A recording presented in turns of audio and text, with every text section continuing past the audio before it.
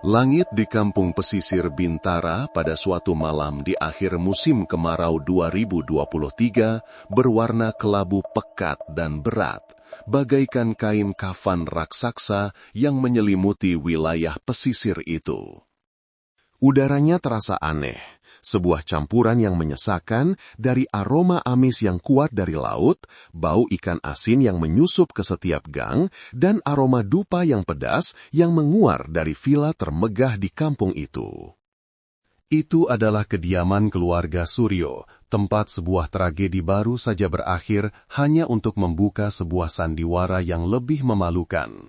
Baskara Suryo, 38 tahun, pemilik pabrik pengolahan hasil laut Samudra Jaya yang termasyhur di seluruh wilayah. Seorang pria yang suaranya konon bisa membuat ombak laut pun terdiam, telah tiba-tiba meninggalkan dunia. Berita yang beredar disampaikan dengan jelas dan singkat, seperti laporan medis, serangan jantung akut. Akibat dari satu malam bersenang-senang dengan rekan bisnis, sebuah akhir yang membuat orang-orang turut berduka atas bakat yang bernasib malang, sekaligus diam-diam berdecak lidah atas ketidakkekalan hidup. Di dalam rumah, suasana duka menyelimuti, diiringi suara musik pemakaman yang menyayat hati. Lantunan doa yang pilu berpadu dengan isak tangis keluarga, menciptakan sebuah simfoni kesedihan. Dewi Lestari, sang janda di usia 32 tahun, duduk terpaku di samping peti jenazah. Wajahnya yang cantik dan lembut, kini pucat pasi. Matanya yang bengkak menatap kosong ke angkasa. Ia seperti sekuntum bunga yang luluh lantak diterpa badai. Kelemahannya membuat siapapun yang melihatnya merasa iba. Duduk di sampingnya, nyaris seperti bayangan bisu, adalah Dimas Suryo, 34 tahun, adik kandung almarhum. Wajah Dimas bersudut tegas, kulitnya gelap terbakar angin laut, namun matanya menyiratkan kesedihan yang tak terlukiskan. Ia adalah manajer pabrik Samudra Jaya, tangan kanan kakaknya. Tapi semua orang diam-diam mengerti bahwa ia selamanya hanya akan menjadi bayangan dari Baskara Suryo yang agung. Duka kehilangan kakak tergambar jelas di setiap gurat wajahnya, namun terselip sesuatu yang lebih rumit, sebuah pengekangan diri yang nyaris membuatnya mati rasa. Malam semakin larut, para pelayat mulai berkurang. Hanya menyisakan keluarga dan beberapa tetangga dekat yang berjaga semalaman di samping jenazah. Ruangan tenggelam dalam keheningan yang melelahkan, hanya terdengar debur ombak di kejauhan dan detak teratur jam bandul di dinding, seolah menghitung mundur menuju sebuah peristiwa mengerikan yang akan meledak. Sekitar pukul 2 pagi, malam mencapai keheningan yang nyaris mutlak. Kelelahan setelah seharian bergulat dengan duka, membuat mereka yang berjaga mulai mengantuk. Bahkan lantunan doa telah berhenti, hanya menyisakan kepulan asap dupa yang melayang-layang. Rumah itu tenggelam dalam tidur yang gelisah. Dan kemudian, itu terjadi. Brak! Sebuah suara memekakkan telinga, kering dan brutal, menggema dari lantai 2 villa. Itu tidak seperti guntur, juga bukan suara barang pecah biasa. Itu adalah derak amarah dari kayu, suara kehancuran sebuah struktur kokoh yang terkoyak seketika. Suara itu seperti hantaman palu godam, menghantam keheningan malam, menghantam benak semua orang yang ada di sana. Semua orang terlonjak bangun, mata yang tadinya sayu karena kurang tidur, tiba-tiba terbelalak kaget lalu berubah menjadi panik. Semua orang bisa menebak dari mana suara itu berasal. Dari kamar tidur almarhum Baskara Suryo, tempat yang seharusnya tidak ada siapapun atau aktivitas keras apapun saat itu. "Ada apa?" Seorang kerabat berteriak panik. "Ya Tuhan, ada maling!" Seorang tetangga tergagap. Keterkejutan dengan cepat berganti menjadi ketakutan dan rasa ingin tahu.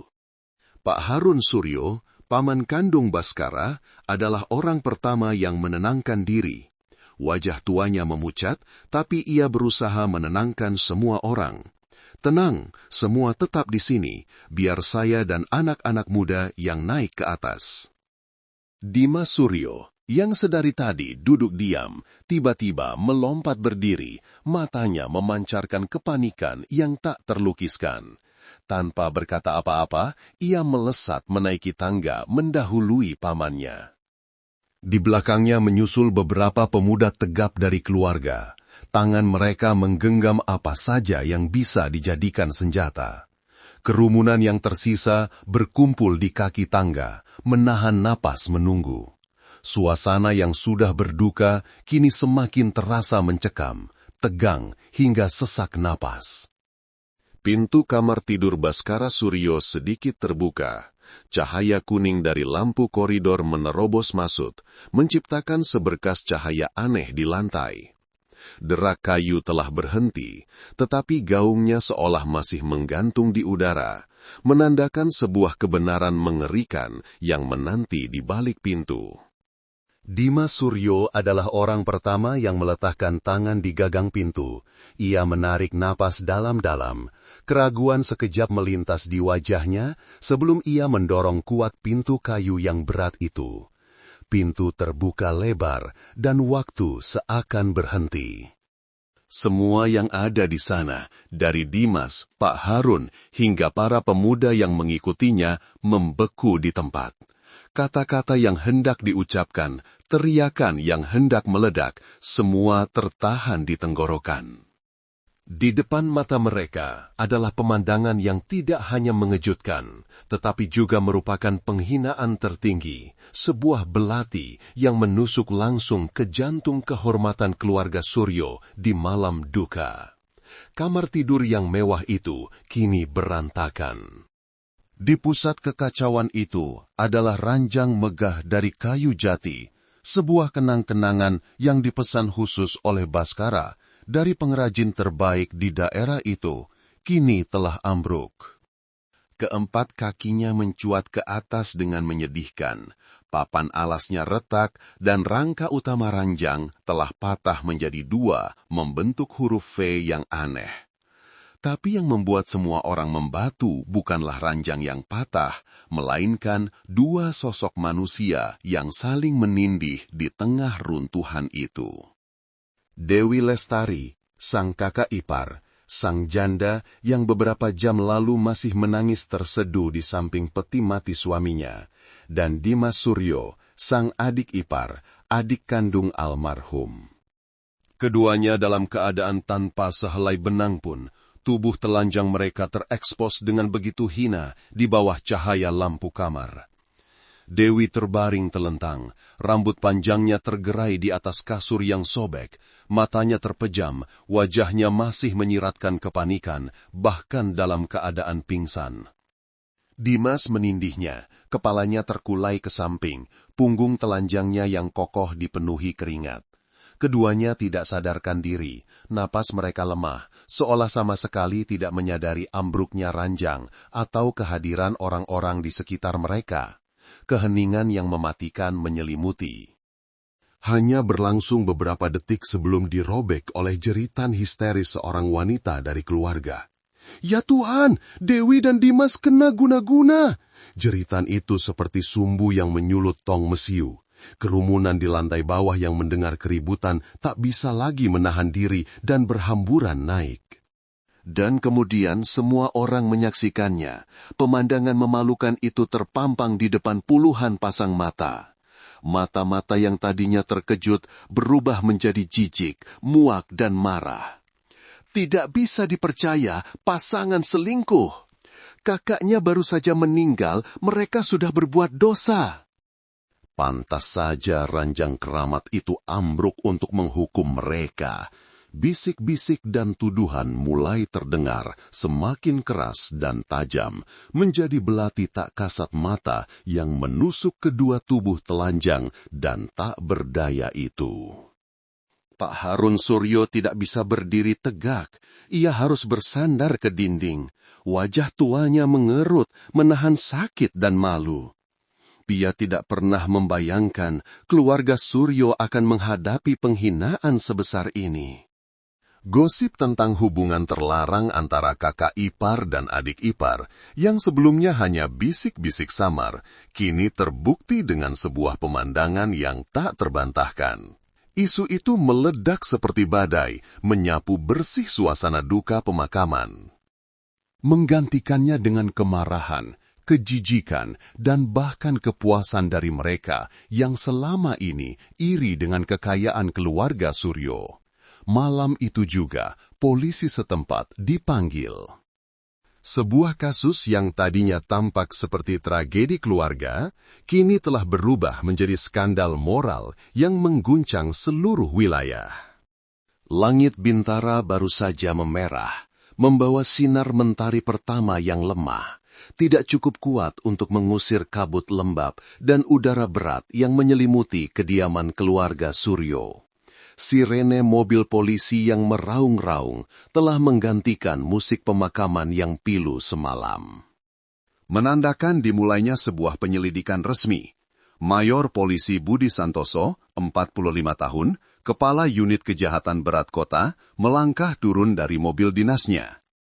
Ia adalah seorang pria bertubuh tinggi besar, wajahnya tegas dengan kerutan dalam di sekitar matanya, bukti puluhan tahun bergulat dengan kasus-kasus paling pelik. Matanya tajam, selalu menyiratkan pengamatan mendalam, mampu menembus ketidakberesan di balik permukaan yang tampak sempurna. Ia ditugaskan ke sini setelah menerima laporan dari kantor polisi setempat tentang sebuah kasus rumit dengan aspek moral sosial yang serius.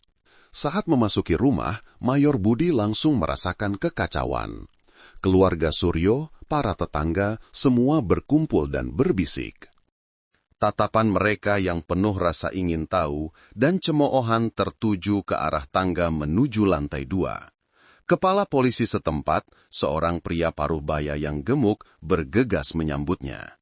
Lapor Mayor, kejadian ini benar-benar di luar dugaan, hanya skandal keluarga, tapi gegar sekali. Kami sudah membawa kedua subjek, Dewi Lestari dan Dimas Suryo, ke rumah sakit untuk pertolongan pertama. Keduanya menunjukkan gejala keracunan ringan dan kelelahan. Skandal keluarga, ulang Mayor Budi, suaranya datar dan tanpa emosi. Betul, kakak ipar dan adik ipar di malam pemakaman suaminya. Mungkin karena aktivitas mereka terlalu keras, ranjang tua itu jadi ambruk. Kami pikir cukup dibuatkan berita acara dan ditangani sebagai pelanggaran moral dan ketertiban umum saja. Kepala polisi itu berbicara dengan yakin, seolah sudah menyimpulkan inti permasalahannya, yang juga merupakan pemikiran semua orang di sana. Sebuah cerita sederhana, meskipun memalukan, tak bisa menahan nafsu, diam-diam berbuat mesum di malam pemakaman dan mendapat karma. Mayor Buding tidak berkata apa-apa lagi. Ia memberi isyarat kepada Letnan Polisi Arya Wiguna, seorang detektif muda yang cerdas dan merupakan tangan kanannya, untuk menyiapkan peralatan. Kemudian, ia melangkah ke lantai 2, langsung menuju kamar tidur yang telah disegel seadanya. Pemandangan di dalam kamar persis seperti yang dilaporkan. Ranjang yang hancur, selimut dan bantal berserakan, bau keringat, bau tubuh, dan aroma aneh yang manis menyengat samar-samar di udara. Tim forensik lokal sedang mengambil foto dan mengumpulkan jejak dengan agak seadanya, karena mereka juga percaya ini bukan kasus kriminal. Mayor Budi berdiri di tengah ruangan, mata tajamnya menyapu sekeliling. Ia tidak melihat keranjang yang patah, yang dianggap semua orang sebagai pusat perhatian. Matanya berhenti pada detail-detail kecil lainnya. Jendela tertutup dan dikunci dari dalam. Gelas minuman ginseng yang masih tersisa di meja kecil samping tempat tidur. Pakaian Dewi dan Dimas yang terlempar berantakan di lantai, tetapi tidak tampak sobek atau bekas perlawanan. dan kemudian ia melihat reruntuhan ranjang itu. Kayu jati adalah jenis kayu yang sangat kuat. Sebuah ranjang yang dibuat sekokoh itu, bagaimana bisa ambruk begitu saja hanya karena aktivitas keras? Sementara semua orang, dari polisi lokal hingga keluarga, melihat sebuah skandal moral, sebuah hukuman gaib. Mayor Budi merasakan sesuatu yang lain, sebuah rekayasa, sebuah pementasan. Terlalu dramatis, semuanya tampak terlalu sempurna untuk mengekspos sebuah dosa, waktu, tempat, tokoh, dan bahkan akhir cerita dengan ranjang yang patah. Sebuah kebetulan yang begitu sempurna hingga terasa tidak masuk akal. Sebuah drama yang naskahnya ditulis begitu cermat, hingga justru menelanjangi kepalsuannya sendiri. Sebaris kerutan muncul di dahi sang mayor yang berpengalaman. Kerutan itu menandakan sebuah kasus yang jauh lebih rumit daripada yang terlihat oleh mata telanjang. Arya? Suara Budi yang tegas memecah suasana kerja yang agak lesu. Segel seluruh rumah ini. Tidak ada seorang pun yang boleh keluar masuk. Kumpulkan semuanya. Dari gelas minuman ginseng, sobekan spray, hingga serpihan kayu ranjang. Beritahu Dr. Min untuk bersiap. Saya mau otopsi lengkap terhadap Baskara Suryo. Kepala polisi lokal terperangah. Mayor, tapi Baskara meninggal karena serangan jantung. Rumah sakit sudah mengkonfirmasinya. Saya tidak percaya pada kematian yang terlalu tepat waktu, jawab Mayor Budi, matanya masih tak lepas dari tempat kejadian. Dan saya lebih tidak percaya pada skandal yang terlalu sempurna. Selidiki ulang dari awal, semuanya. Perintahnya seperti seember air dingin yang menyiram pemikiran semua orang. Sebuah skandal keluarga, melalui kerutan dahi Mayor Budi, tiba-tiba naik tingkat menjadi sebuah kasus yang mencurigakan. Kabut misteri mulai menyelimuti kematian Baskara Suryo yang tadinya tampak begitu jelas. Di Rumah Sakit Umum Kota, suasananya tak kalah tegang. Dewi Lestari dan Dimas Suryo telah siuman setelah beberapa jam diinfus dan dirawat. Mereka diisolasi di 2 kamar terpisah dengan penjagaan polisi. Saat sadar, reaksi pertama keduanya adalah kepanikan luar biasa. Dewi menangis histeris, meringkuk di sudut tempat tidur, matanya penuh ketakutan dan rasa malu. Ia tidak mengerti apa yang telah terjadi. Ingatan terakhirnya adalah saat ia berjaga di samping peti jenazah suaminya. Karena terlalu lelah dan berduka, ia menerima segelas minuman ginseng dari seorang pembantu sementara untuk memulihkan tenaga. Reaksi Dimas lebih keras. Ia memukul-mukul tempat tidur, meneriakkan sumpah serapah tak jelas. Keterkejutan dan kemarahan tergambar jelas di wajahnya. Ia juga hanya ingat meminum segelas minuman ginseng yang sama dengan kakak iparnya, yang diberikan oleh seorang pembantu bernama Ani. Setelah itu, kepalanya pusing dan semuanya gelap. Interogasi pertama dilakukan di rumah sakit oleh Letnan Arya Wiguna sendiri. Menghadapi Dewi, Arya bersikap lembut. Ibu Dewi, tolong tenang dan ceritakan semua kejadiannya. Tadi malam setelah minum minuman ginseng, apa yang terjadi? Dewi menggeleng-gelengkan kepalanya dengan kuat, air mata bercucuran. Saya tidak tahu, saya benar-benar tidak tahu apa-apa. Saya sedang duduk di samping peti Mas Baskara. Setelah itu, saya tidak ingat apa-apa lagi. Saat sadar, saya sudah di sini. Pak, apa yang terjadi? Kenapa saya di sini? Suaranya pecah penuh kebingungan dan perasaan dizalimi. Kesaksian Dimas pun sama persis secara mengejutkan. Saya hanya ingat minum segelas ginseng yang diberikan pembantu bernama Ani. Katanya itu ginseng untuk menambah tenaga, biar kuat begadang. Beberapa menit setelah minum, saya merasa pusing, mengantuk sekali. Saya mencoba keluar ke teras untuk mencari udara segar, tapi setelah itu saya tidak ingat apa-apa lagi, sama sekali tidak ada ingatan. Dimas menggeretakkan giginya, kedua tangannya terkepal. Pasti ada yang menaruh obat di minuman itu, pasti begitu. Keduanya secara terpisah memberikan kesaksian yang identik. Mereka dibius dan tidak tahu apa yang terjadi setelahnya. Mereka menyangkal keras memiliki hubungan terlarang dan sama sekali tidak bisa menjelaskan mengapa mereka berada di ranjang Baskara dalam keadaan telanjang. Namun kesaksian ini, jika disandingkan dengan bukti di tempat kejadian yang tak terbantahkan, menjadi sangat lemah dan tidak masuk akal. Bagi para penyidik lokal dan opini publik, itu jelas sebuah kebohongan yang kikuk, sebuah skenario yang disepakati keduanya untuk menutupi perbuatan dosa mereka. Dibius, konyol sekali. Siapa yang mau membius mereka berdua untuk apa? Cibir kepala polisi lokal saat mendengar laporan Arya.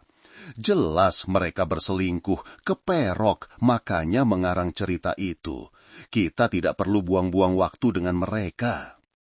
Bahkan keluarga Suryo, ketika mendengar kesaksian ini, tidak ada satupun yang percaya. Mereka menganggapnya sebagai pembelaan yang tidak tahu malu. Rasa malu dan marah telah mengalahkan semua akal sehat. Mereka menganggap Dewi dan Dimas sebagai pendosa yang telah menodai kehormatan keluarga. Hanya Mayor Budi dan Letnan Arya yang tetap diam. Kesaksian ini, meskipun tidak masuk akal, cocok dengan satu detail yang diperhatikan Mayor Budi, gelas minuman ginseng. Dan itu juga cocok dengan firasatnya tentang adanya rekayasa. Jika ini adalah sebuah drama, maka Dewi dan Dimas bukanlah aktornya. Mereka hanyalah boneka. Terus awasi mereka, perintah Budi kepada Arya, dan segera cari pembantu bernama Ani itu. Dia adalah saksi kunci. Tetapi ketika polisi mendatangi alamat yang diberikan keluarga Suryo, pembantu sementara bernama Ani telah menghilang tanpa jejak. Ia seolah lenyap dari kampung Bintara setelah malam yang mengerikan itu. Kepergiannya ini semakin membuat kesaksian Dewi dan Dimas diragukan di mata semua orang, tetapi menjadi sinyal bahaya merah dalam pikiran Mayor Budi. Cerita tentang ranjang yang patah dan pasangan selingkuh di malam pemakaman menyebar keluar dari kampung Bintara dengan kecepatan kilat, lebih cepat dari ombak yang memecah di pantai. Itu menjadi topik pembicaraan terpanas di pasar, di atas perahu nelayan, dan di setiap warung kopi. Setiap orang yang menceritakannya menambahkan sedikit bumbu, membuatnya semakin sensasional dan kotor. Dewi Lestari, dari seorang janda yang patut dikasihani, dalam sekejap berubah menjadi wanita jalang yang tidak tahu malu. Dimas Suryo, dari seorang adik yang berduka, berubah menjadi binatang bejat yang melakukan inses. Orang-orang melupakan kematian Baskara Suryo, melupakan karirnya yang cemerlang. Kini, ia hanya diingat sebagai suami malang yang diselingkuhi, seorang kakak yang dikhianati oleh adik kandung dan istrinya sendiri. Keluarga Suryo, sebuah klan yang tadinya dihormati karena kekayaan dan kekuasaannya, kini harus menanggung aib yang belum pernah terjadi sebelumnya. Mereka menutup rapat pintu rumah, tidak berani menghadapi tatapan sinis dan bisik-bisik tetangga. Luka kehilangan orang terkasih belum sembuh, sudah digantikan oleh rasa malu yang mendalam. Opini publik menghakimi tanpa ampun. Mereka menuduh Dewi dan Dimas sebagai biang keladi kematian Baskara. Pasti si Baskara tahu kelakuan mereka, makanya dia jantungan. Atau jangan-jangan mereka sengaja bikin dia marah sampai mati, biar bisa bersama. Perempuan seperti Dewi itu harusnya ditenggelamkan ke laut, biar dimakan ikan. Kalau si Dimas harusnya dipukuli sampai lumpuh. Kata-kata paling kejam, spekulasi paling brutal, diucapkan dengan begitu mudah. Opini publik telah menjadi hakim menjatuhkan vonis moral terberat bagi 2 orang yang terbaring di rumah sakit. Meskipun polisi masih menyelidik, tekanan publik membebani aparat. Masyarakat menuntut agar pasangan selingkuh itu dihukum berat sebagai contoh. Bahkan beberapa petinggi menelpon Mayor Budi, menyarankannya untuk segera menutup kasus ini dengan sanksi administratif atas pelanggaran moral untuk menghindari masalah berkepanjangan yang dapat mengganggu ketertiban dan adat istiadat setempat. Tapi Mayor Budi tetap teguh. Ia tahu bahwa mengikuti opini publik adalah cara tercepat untuk mengubur kebenaran. Ia percaya pada intuisinya, pada kejanggalan yang ia lihat di tempat kejadian. Saat semua orang percaya pada cerita yang terlalu sederhana, saat itulah kita harus bertanya, katanya pada Letnan Arya di kantor. Opini publik bisa jadi monster, tapi kebenaran lebih kuat. Tugas kita adalah menemukan kebenaran, bukan menyenangkan massa. Mengabaikan tekanan, ia tetap mengarahkan penyelidikan ke arah dugaan pembunuhan. Keputusan untuk mengotopsi jenazah Baskara Suryo tetap dijalankan. Tim forensik masih dengan teliti menganalisis setiap serpihan ranjang. Mayor Budi sendirian berenang melawan arus opini publik, dan ia tahu hanya bukti ilmiah yang bisa menjadi satu-satunya pelampungnya. Malam hari, lampu di kantor unit kejahatan berat masih menyala. Asap rokok mengepul membentuk lingkaran samar di depan wajah Mayor Budi. Di papan tulis besar, ia telah menempelkan foto-foto TKP, skema hubungan para tokoh, dan catatan-catatan acak. Ia berdiri di sana, dalam diam, merangkai kepingan-kepingan puzzle kasus itu. Kepingan pertama, Baskara Suryo. Laporan awal rumah sakit, meninggal karena serangan jantung, gagal jantung, kematian alami. Tapi waktu kematiannya terlalu tepat sebelum skandal istri dan adiknya terbongkar. Kebetulan ini menjadikannya kepingan paling mencurigakan. Kepingan kedua TKP. Dewi dan Dimas telanjang pingsan di atas ranjang yang patah. Sebuah TKP yang sempurna untuk membuktikan hubungan terlarang.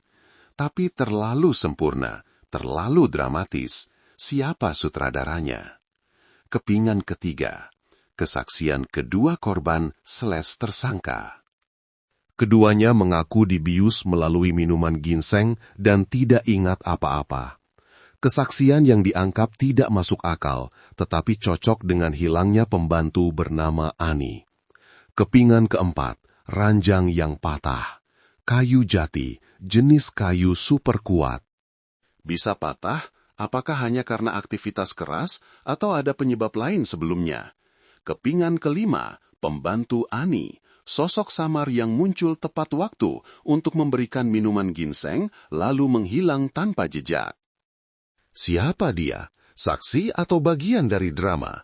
Mayor Budi mengambil spidol dan menggambar garis-garis yang menghubungkan kepingan-kepingan itu. Sebuah jaring yang rumit mulai terbentuk.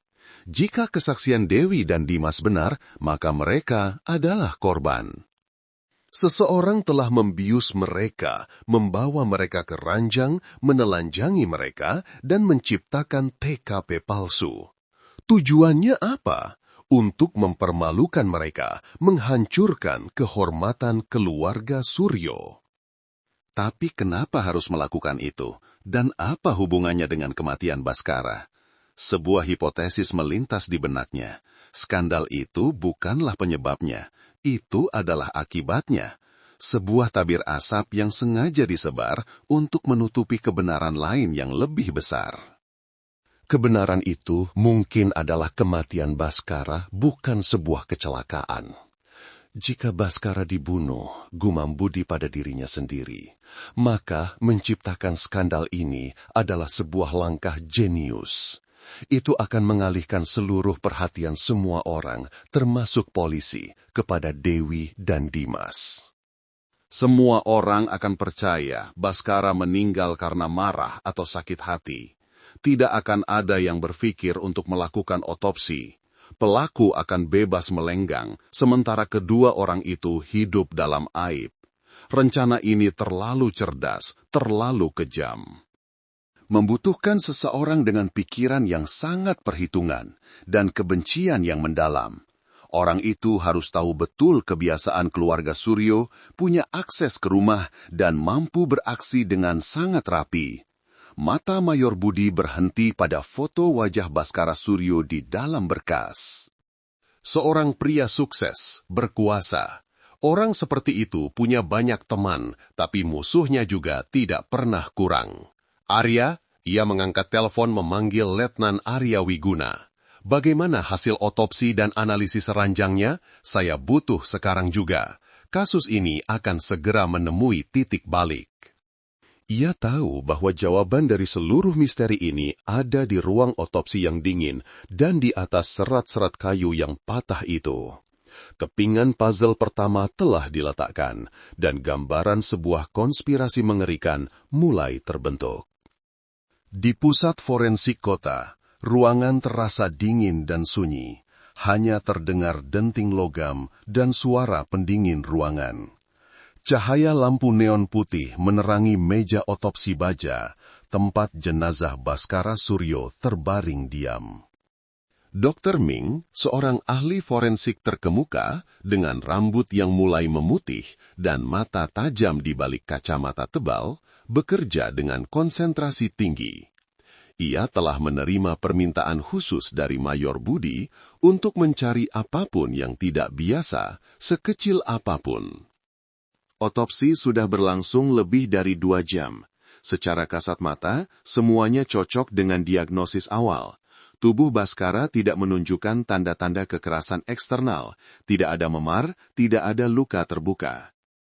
Organ dalamnya, terutama jantung, menunjukkan tanda-tanda kontraksi mendadak sesuai dengan serangan jantung. Mungkin kali ini Budi terlalu curiga, pikir Dr. Min dalam hati, sambil melanjutkan pekerjaannya secara mekanis.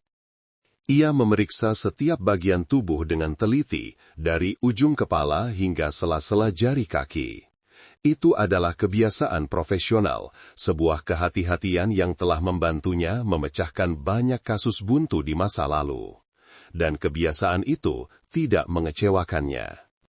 Ketika ia membalikkan tubuh korban untuk memeriksa punggung dan tumit, sebuah detail yang sangat kecil menarik perhatiannya. Sebuah detail yang jika hanya diperiksa sekilas pasti akan terlewatkan. Matanya menyipit, ia mengambil kaca pembesar khusus dan menunduk mendekati tumit kanan Baskara.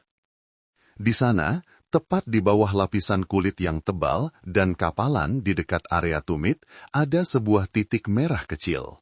Lebih kecil dari bekas gigitan nyamuk, nyaris tak terlihat jika tidak diamati di bawah cahaya terang dan kaca pembesar.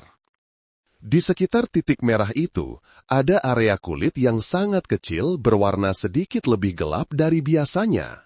Dr. Min menahan napas, jantungnya berdebar sedikit lebih cepat. Ini bukan tahi lalat, ini terlihat seperti bekas tusukan jarum. Sebuah suntikan yang dilakukan dengan sangat halus di lokasi yang tidak terduga. Lokasi yang paling sering diabaikan pada tubuh manusia, tumit Achilles. Secercah cahaya dingin melintas di benak sang dokter forensik. Ia dengan hati-hati menggunakan pisau bedah untuk membuat sayatan kecil dan mengambil sampel jaringan tepat di lokasi yang mencurigakan itu. Bersamaan dengan itu, ia juga mengambil sampel darah dalam jumlah besar dari jantung korban. Ia segera membawa sampel-sampel ini untuk uji toksikologi. Ia memerintahkan asistennya untuk menjalankan spektrum toksikologi lengkap, dengan perhatian khusus pada racun neurotoksin yang berasal dari alam, alkaloid, dan racun dari biota laut.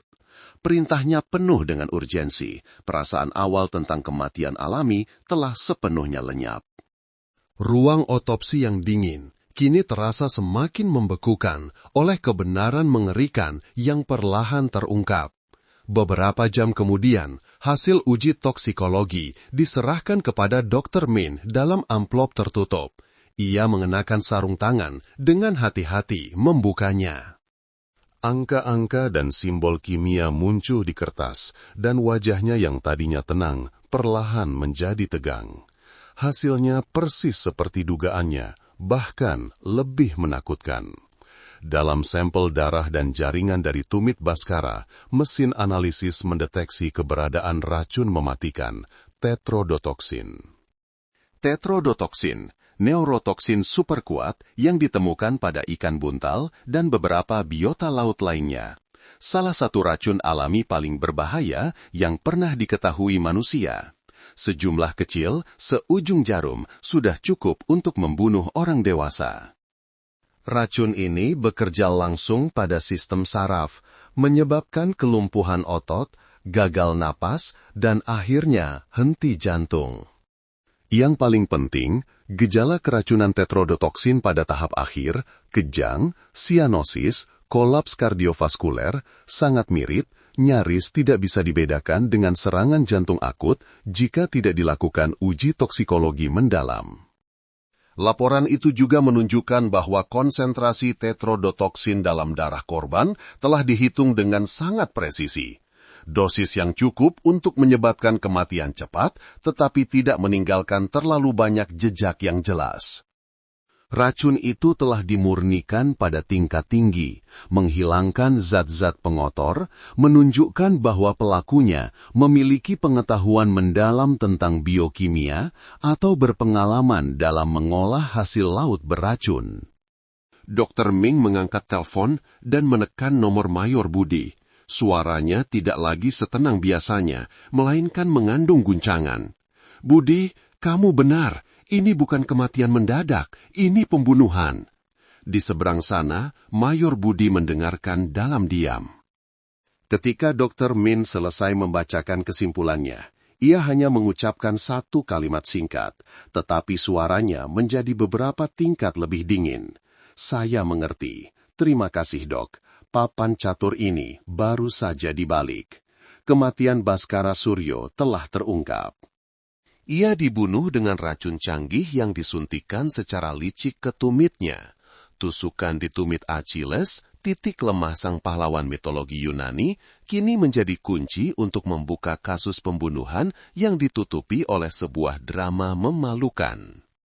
Laporan forensik tergeletak di meja kerja Mayor Budi seperti sebuah vonis, bukan untuk si pembunuh, melainkan untuk kenaifan penilaian awal. Segalanya telah berubah total. Kasus ini, dari sebuah skandal moral, secara resmi ditingkatkan menjadi kasus pembunuhan berencana. Mayor Budi merasakan aliran adrenalin dingin mengalir di punggungnya. Ia sedang berhadapan dengan lawan yang sepadan, seorang pembunuh yang tidak hanya kejam, tetapi juga sangat cerdas, penuh perhitungan, dan menguasai ilmu pengetahuan. Pelaku ini telah melakukan hal-hal yang jarang bisa dilakukan penjahat lain, memilih senjata yang sempurna, tetrodotoksin, racun yang gejalanya bisa dengan mudah disamarkan sebagai penyakit umum, metode eksekusi yang canggih, menyuntikkan racun ke tumit. Lokasi yang nyaris mustahil terdeteksi, menciptakan drama penutup yang jenius, skandal inses untuk mengalihkan perhatian, menciptakan motif palsu untuk kematian, mati karena marah, dan nyaris menyingkirkan kemungkinan otopsi, serta menghancurkan banyak target sekaligus. Tidak hanya membunuh Bhaskara, pelaku juga menghancurkan kehormatan Dewi, Dimas, dan seluruh keluarga Suryo. Ini adalah tindakan balas dendam yang bersifat destruktif total. "Kita sedang memainkan permainan catur yang baru," kata Budi kepada Letnan Arya dan beberapa penyidik inti dalam rapat darurat. "Lawan kita sudah beberapa langkah di depan. Dia telah membangun papan catur palsu untuk menipu kita. Sekarang kita harus membuang papan catur lama itu dan memulai dari awal." Di papan tulis, ia menghapus semua skema Mama. Ia menulis dengan huruf besar dan jelas, "Kasus pembunuhan Bhaskara Suryo." Di bawahnya, ia menggarisbawahi pertanyaan-pertanyaan kunci yang baru. Siapa yang punya pengetahuan dan kemampuan untuk memurnikan tetrododoksin? Siapa yang punya kesempatan untuk mendekati Bhaskara dan menyuntikkan racun tanpa terdeteksi? Siapa yang punya motif cukup besar untuk melakukan rencana balas dendam? Sekejam ini, siapa sutradara drama di kamar tidur itu? Apa peran pembantu bernama Ani? Semua kecurigaan yang sebelumnya tertuju pada Dewi dan Dimas kini menjadi tidak relevan. Mereka tidak mungkin menjadi korban drama sekaligus pelaku pembunuhan. Mereka hanyalah bidak catur di papan permainan orang lain. Arya, Budi menoleh pada bawahannya yang terpercaya. Hasil tes darah Dewi dan Dimas sudah ada? Sudah, Mayor, jawab Arya dengan nada bersemangat. Hasilnya baru saja dikirim. Arya membuka sebuah map. Satu lagi kepingan puzzle penting akan segera diletakkan di tempatnya yang semestinya. Permainan catur baru telah dimulai, dan tim penyidik, meskipun tertinggal, akhirnya bisa melihat langkah-langkah sebenarnya dari lawan mereka. Letnan Arya membalik halaman laporan laboratorium. Suaranya jelas saat membacakan detail paling penting. Lapor Mayor, hasil analisis sampel darah Demi Lestari dan Dimas Suryo menunjukkan adanya gamma hidroksibutiret atau GHB. Konsentrasi dalam darah keduanya berada pada level tinggi, cukup untuk menyebabkan kondisi tidak sadar yang dalam dan amnesia sementara selama beberapa jam. GHB, sejenis obat bius kuat yang sering digunakan oleh penjahat dalam kasus perampokan atau kekerasan seksual karena efeknya yang cepat, menyebabkan hilangnya kesadaran dan sulit terdeteksi setelah hilang dari tubuh. Tidak berbau, tidak berasa, dan mudah larut dalam minuman. Laporan ini adalah bukti ilmiah yang tak terbantahkan, mengonfirmasi bahwa kesaksian Dewi dan Dimas sepenuhnya benar. Mereka telah dibius, mereka pingsan, mereka tidak tahu apa yang telah terjadi. Mereka adalah korban, bukan pendosa. Keheningan menyelimuti ruang rapat. Para penyidik saling berpandangan. Wajah mereka menunjukkan kekagetan bercampur sedikit rasa malu atas prasangka awal mereka. Penghakiman publik, vonis keluarga, semuanya telah salah menuduh dua orang yang tidak bersalah. Jadi, Mayor Budi memukul meja, menyimpulkan dengan tegas. Seluruh kejadian di kamar tidur itu adalah TKP yang 100% direkayasa. Pelaku menipu Dewi dan Dimas untuk meminum GHB, kemungkinan melalui minuman ginseng itu. Setelah mereka pingsan, dia membawa mereka ke ranjang, menelanjangi mereka, dan menempatkan mereka dalam posisi yang sensitif.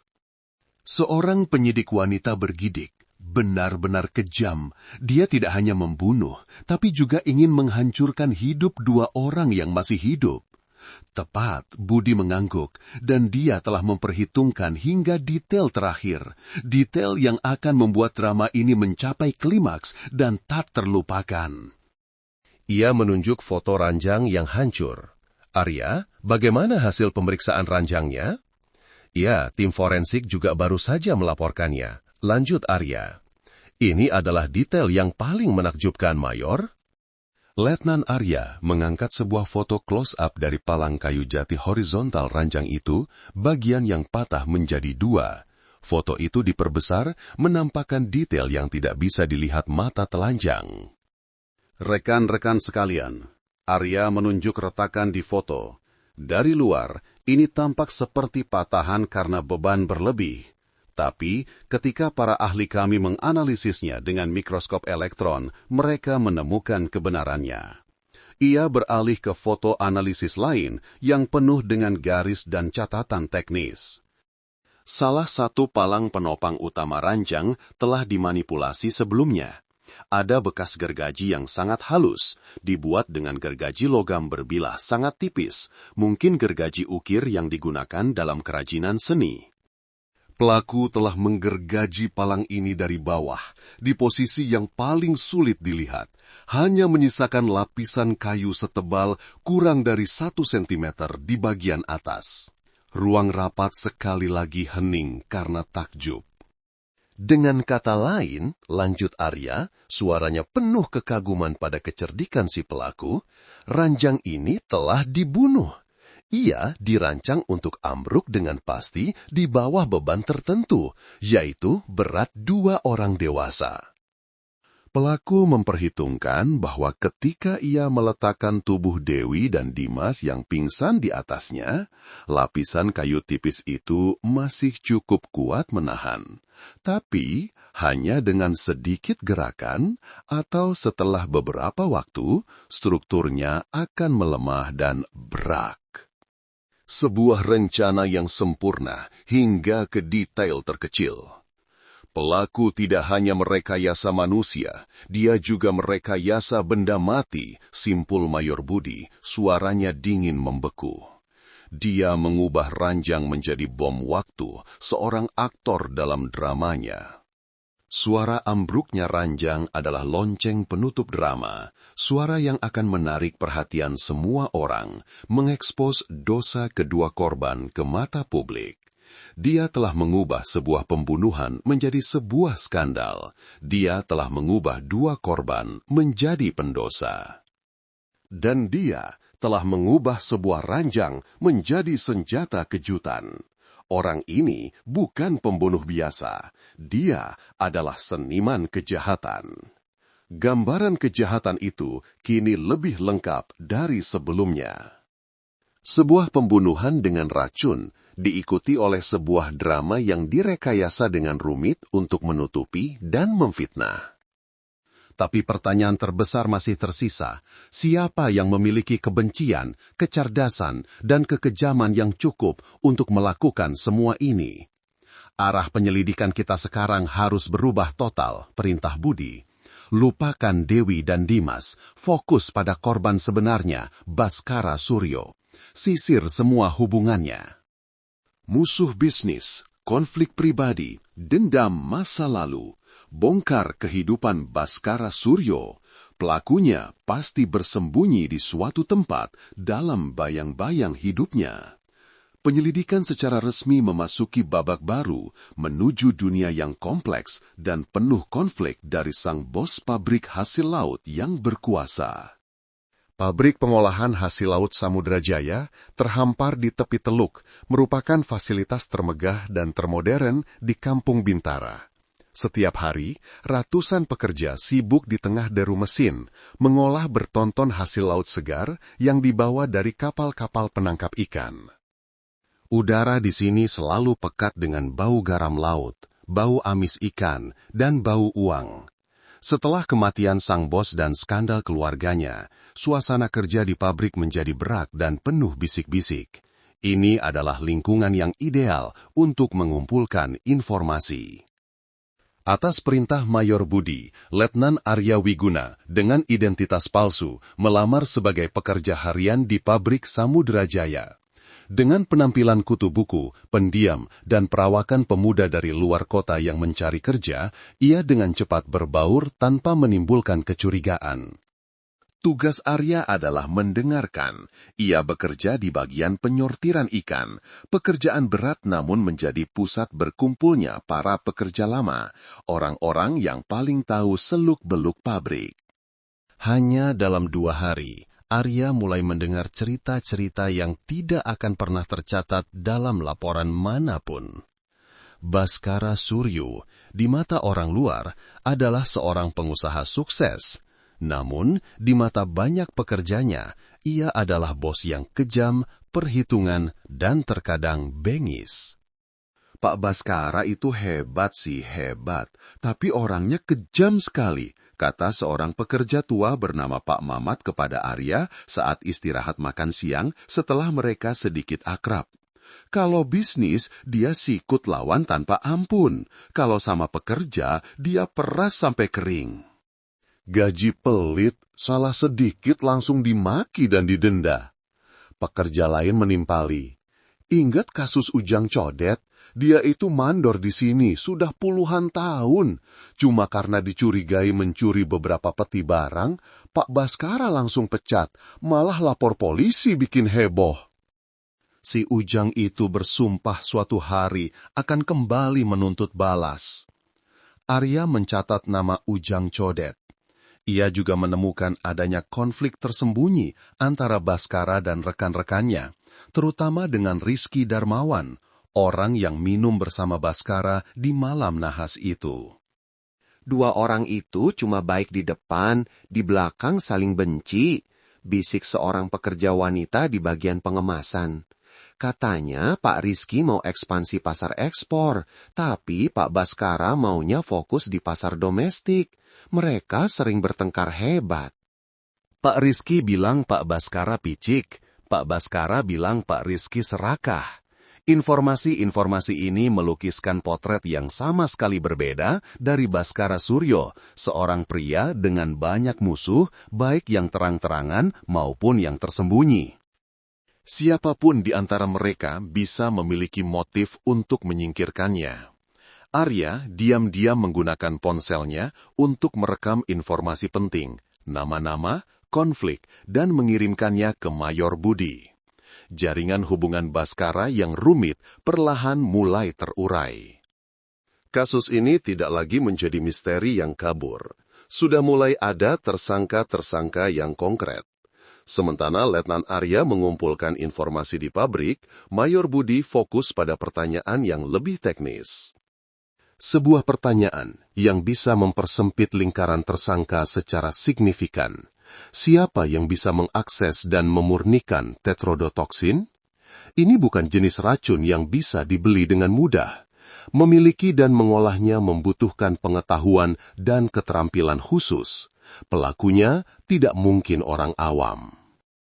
Mayor Budi mengadakan pertemuan dengan para ahli hasil laut dan biokimia setempat. Bapak-bapak sekalian, ia membuka diskusi. Di wilayah kita, siapa saja yang memiliki kemampuan untuk mengakses dan mengolah racun dari ikan buntal? Seorang ahli perikanan senior angkat bicara. Mayor, ada 3 kelompok utama. Pertama, nelayan-nelayan berpengalaman, terutama yang khusus memancing ikan buntal. Meskipun dilarang, mereka masih diam-diam menangkapnya untuk dijual ke restoran ilegal atau untuk direndam dalam arak. Mereka punya pengalaman tradisional dalam membuang racun, tapi untuk memurnikannya dalam konsentrasi tinggi itu hampir mustahil. Seorang dosen biokimia dari universitas terdekat menimpali. Kelompok kedua adalah orang-orang dengan pengetahuan biokimia, seperti mahasiswa, dosen, atau teknisi laboratorium. Dengan peralatan yang tepat, mengekstraksi dan memekatkan tetrodotoksin dari ovarium dan hati ikan buntal secara teoretis sangat mungkin dilakukan. Dan kelompok ketiga, tanya Budi. Kelompok ketiga, lanjut sang ahli perikanan, suaranya merendah, adalah koki-koki profesional yang bersertifikat untuk mengolah ikan buntal di restoran-restoran mewah di kota besar. Mereka dilatih secara profesional tentang cara menangani setiap bagian yang beracun. Mereka adalah orang-orang yang paling memahami dosis dan toksisitasnya. 3 kelompok tersangka telah teridentifikasi. Nelayan berpengalaman, khususnya pemburu ikan buntal, orang dengan keahlian biokimia, dan koki ikan buntal. Mayor Budi memerintahkan para penyidik untuk menyisir kembali daftar musuh dan orang-orang yang berkonflik dengan Baskara, lalu mencocokkannya dengan ketiga kelompok ini. Periksa apakah Ujang Codet itu seorang pemancing ikan buntal yang handal, perintahnya. Bagaimana dengan Rizky Darmawan? Apakah dia punya pengetahuan kimia atau hubungan dengan ahli di bidang itu? Sekaligus periksa semua laboratorium dan universitas di area ini. Apakah ada kasus kehilangan bahan kimia atau ada individu yang menunjukkan perilaku aneh baru-baru ini? Penyelidikan kini dibagi menjadi 2 cabang. 1 mendalami hubungan sosial korban, 1 lagi fokus pada aspek ilmiah dari senjata pembunuhan. Ketika kedua cabang ini bertemu di satu titik, disitulah si pelaku akan terungkap. Berdiri di depan papan tulis di kantornya, Mayor Budi mulai membuat sketsa seluruh skenario kasus berdasarkan bukti yang ada. Ia mencoba menempatkan dirinya di posisi si pembunuh, berpikir dan bertindak sepertinya. Sebuah gambaran yang mengerikan dan detail perlahan muncul. Tahap 1. Persiapan berlangsung berbulan-bulan, bahkan bertahun-tahun. Mempelajari target, pelaku pasti menghabiskan waktu sangat lama mengamati keluarga Suryo. Dia tahu jadwal, kebiasaan, struktur rumah, hubungan, bahkan rahasia terdalam mereka. Menyiapkan senjata, entah bagaimana, ia mendapatkan ikan buntal beracun dan melakukan pemurnian tetrodotoksin. Proses ini membutuhkan kesabaran, pengetahuan, dan tempat rahasia. Menyiapkan properti, ia membeli atau membuat GHB. Ia berhasil menyusup ke rumah Baskara sebelum hari H untuk menggergaji palang ranjang. Ini tindakan yang sangat berani. Menanam mata-mata.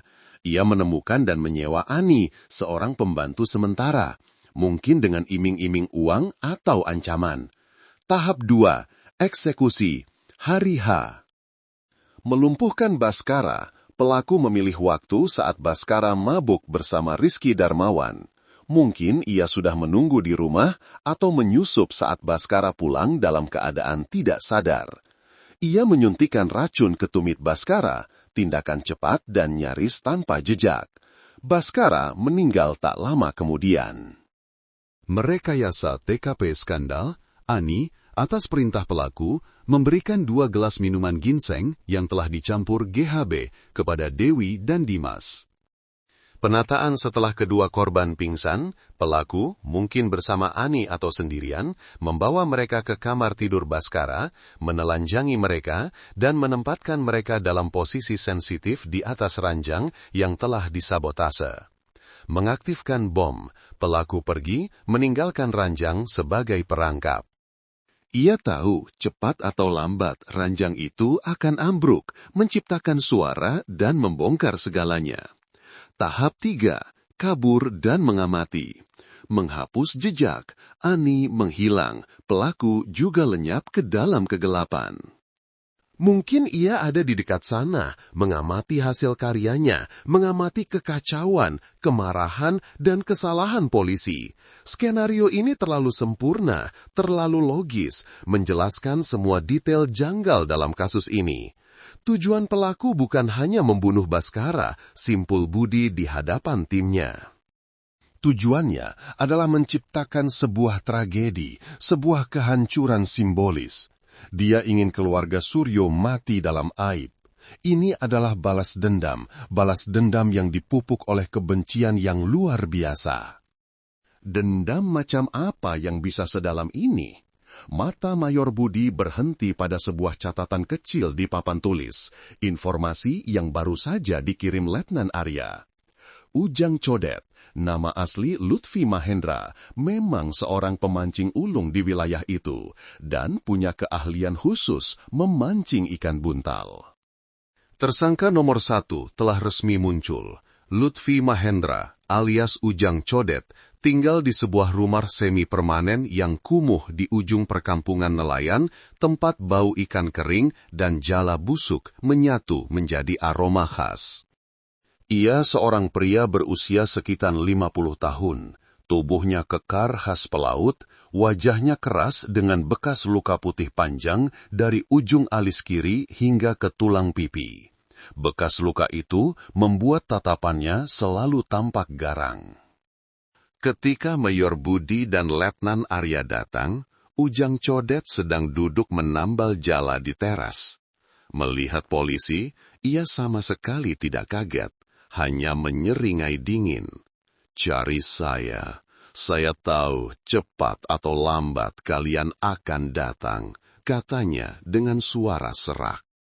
"Si anjing Baskara itu mati, kalian langsung curiga sama saya kan?" "Bapak Lutfi Mahendra," kata Mayor Budi dengan tenang, "kami ingin menanyakan beberapa hal terkait kematian Bapak Baskara Suryo." "Tanya saja," jawab Ujang Codet. Tangannya tak berhenti menyusupkan jarum jala. "Tanya apa saya senang dia mati?" "Ya, saya senang sekali. Saya cuma berharap bisa melihatnya mati dengan mata kepala sendiri." Kebencian dalam kata-katanya tidak disembunyikan. Ia menceritakan bagaimana ia dipecat secara memalukan oleh Baskara, dituduh mencuri yang membuatnya kehilangan harga diri dan harus kembali menjadi nelayan.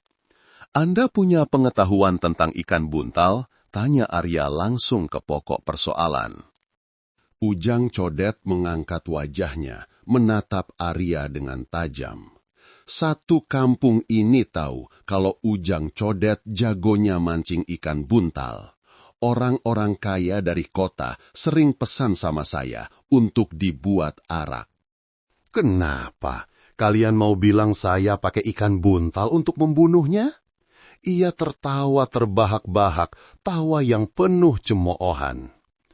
Malam saat Baskara meninggal, antara jam 10 malam sampai 2 pagi, Anda ada di mana? Tanya Mayor Budi, matanya tak lepas dari wajah Ujang Codet. Senyum di wajahnya lenyap. Ia menatap Budi lekat-lekat, lalu tiba-tiba membanting jarum jalannya. "Di mana? Saya bilang juga kalian tidak akan percaya. Malam itu, saya dan 3 teman saya ada di tengah laut, lebih dari 2 mil dari sini mancing cumi. Kami berangkat dari sore hari sebelumnya sampai pagi baru pulang." Di perahu ada 4 orang. Ada juga GPS yang merekam perjalanan. Mau kalian periksa? Ucapannya penuh percaya diri. Ia memiliki alibi yang tak terbantahkan. Tim penyidik lain segera dikirim untuk memverifikasi, dan hasilnya benar seperti katanya.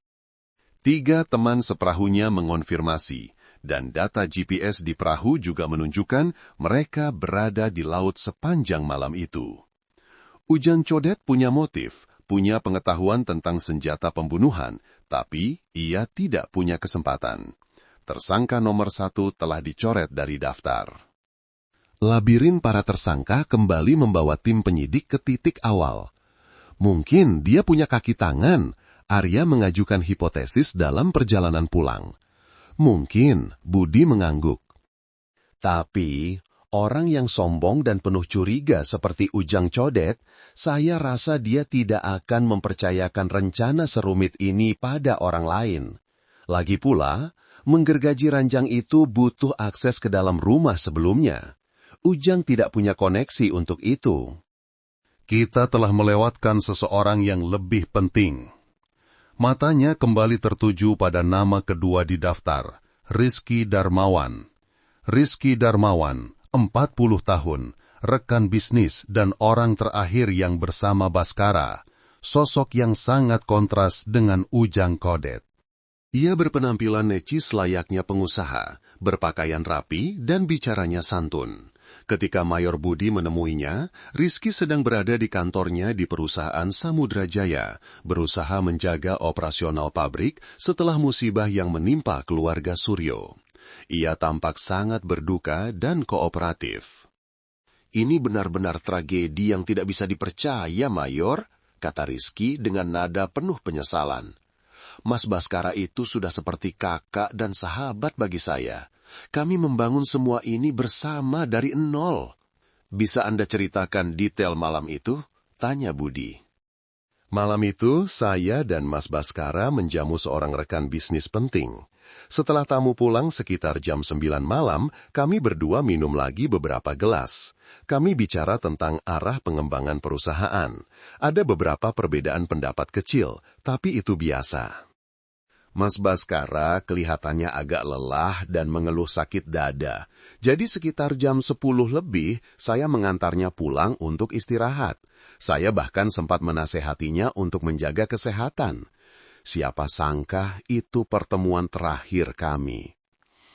Rizky menghela napas, memainkan perannya dengan sempurna. "Perbedaan pendapat kecil," Budi menyoroti detail itu. "Menurut informasi yang kami dapat, Anda berdua punya konflik cukup tajam soal ekspansi pasar." Wajah Rizky sedikit berubah, tapi ia cepat menguasai diri. "Hanya perdebatan kerja biasa, Mayor."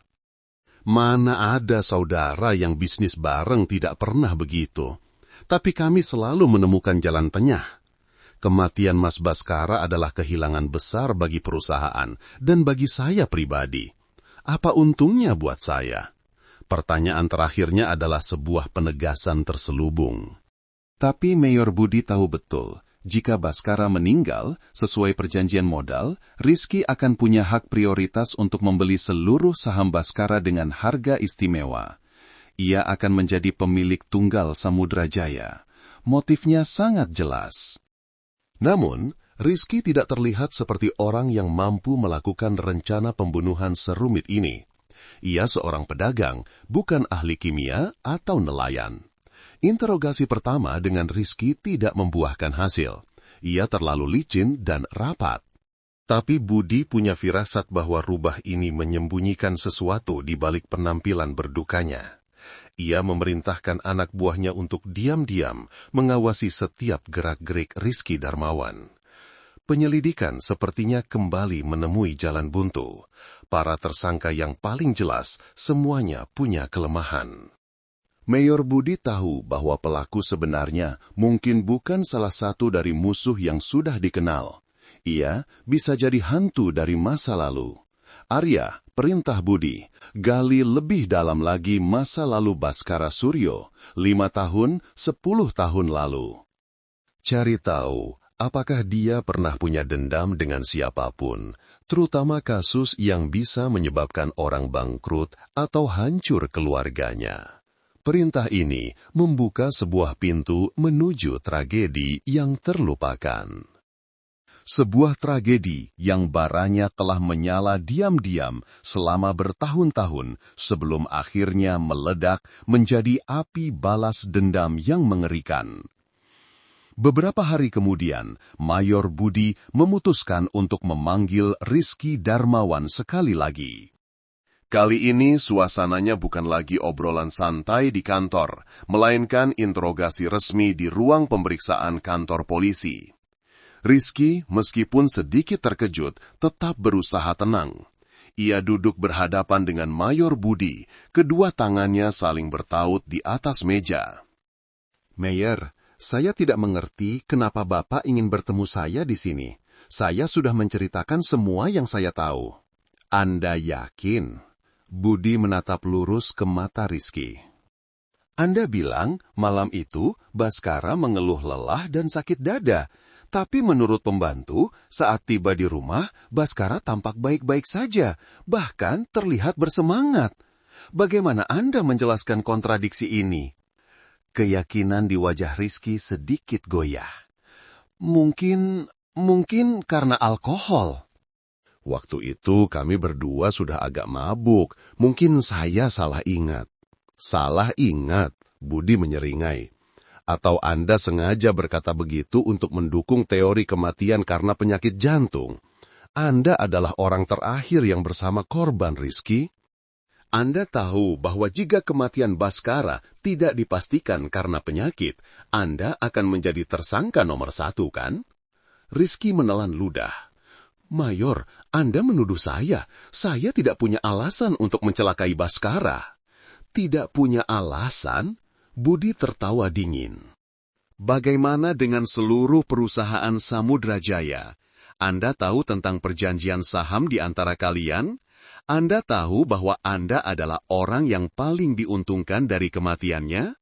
Tekanan semakin meningkat. Rizky mulai berkeringat. Ia mungkin seorang pengusaha lihai di dunia bisnis, tapi di hadapan penyidik berpengalaman seperti Budi, topengnya perlahan retak. Namun, ia tetap keras kepala menyangkal. Ia terus-menerus menegaskan dirinya tidak bersalah, bahwa semua konflik hanyalah masalah bisnis. Tidak ada bukti langsung yang bisa menjeratnya. Ia tahu itu. Interogasi berlangsung berjam-jam tanpa hasil.